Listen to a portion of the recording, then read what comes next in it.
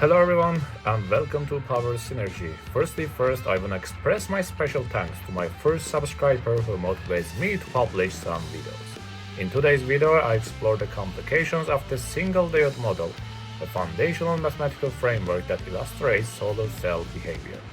The electrical model of solar cells will be demystified and explained, and it will be broken down into key electrical parameters like photogeneration current, diode current, series resistant, and shunt resistant.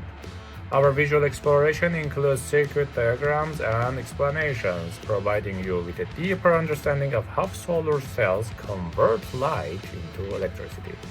Whether you are a solar energy enthusiast, researcher, or someone eager to harness the power of the sun, join Power Synergy on this informative journey to discuss the science behind photovoltaic systems together. Stay tuned for more exciting content on solar energy and sustainable technologies.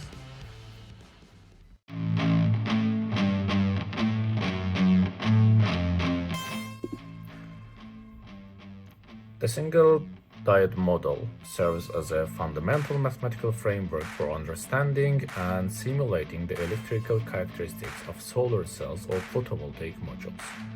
In the intricate world of solar energy conversion, this model simplifies the complexities of semiconductor physics into a set of equations that describe the interplay and interaction between light absorption, charge carriers, and electrical parameters.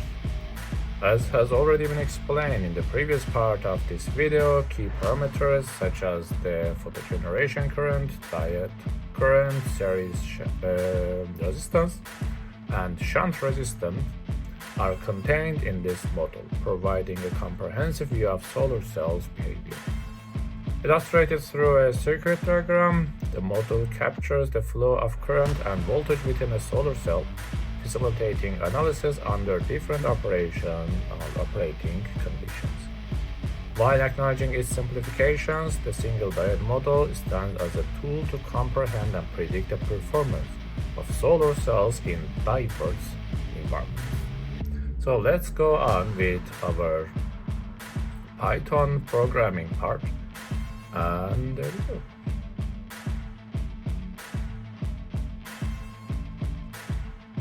Here in this diagram, or let's say circuit scheme, you can see the photogeneration current, which represents the current generated by the absorption of photons in the semiconductor material, and it is modeled as the current source. And we have the diode current here, represents the current flowing through the PN junction of the solar cell, and modeled using the Shockley diode equation, which includes an exponential term accounting for the behavior of charge carriers in a semiconductor. And you will see in the equation parts, you will see the equation and it will be explained more. Here RS is our series resistance, which represents the resistance encountered by the current as it flows through the solar cells. Typically includes the resistance of metal conducts and the internal resistance of the semiconductor material. Here we have the shunt resistance, represents the, parasitic or parallel shunt path that allows some current to bypass the solar cells, modeled as a parallel resistance.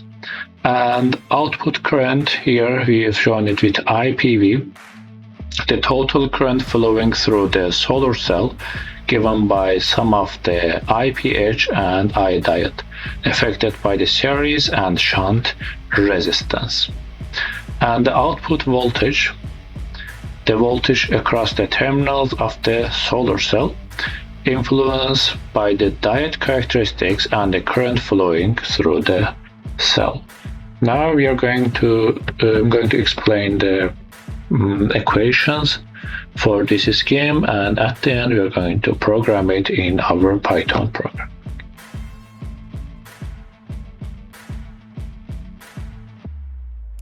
Now let's break down the equations for current through the diode and the current due to the photocurrent in the context of the single mode model for solar cell.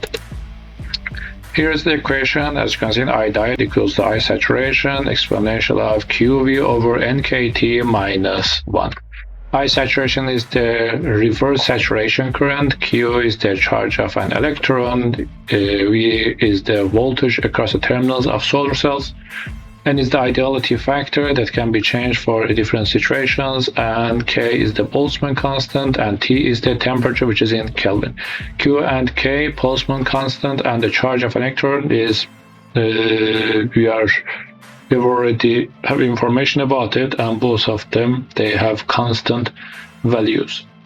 So the diode current represents the flow of current through the p-n junction of the solar cell, and the term exponential of QV over NKT models the exponential increase in diode current with voltage.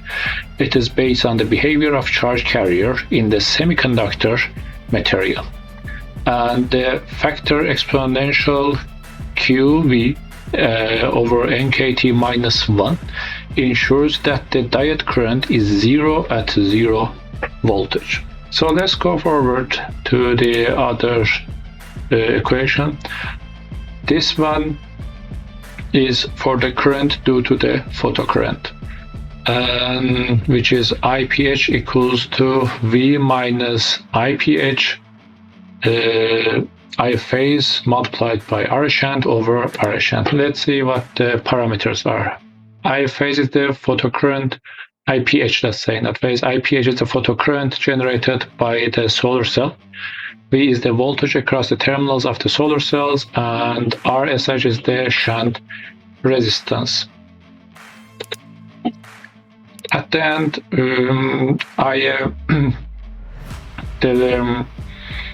let's say the output current is the sum of IPH and iodide, so the total current flowing through the solar cells given by the iodide plus IPH, and we are going to find the power for sure, and power is multiplied by multiplication of current and voltage. Here in the next slide you can see the terms that we use for our programming. We use the term voltage for the area of voltage at which to calculate the power. G is the solar radiance and it's watt over square meter, and KT is the temperature, which is in Kelvin, and I saturation is the reserve saturation current, it's in ampere. IPH is photocurrent one, and RS series resistance, and RSH the shunt resistance, and I'm going to explain the Python programming in the next part.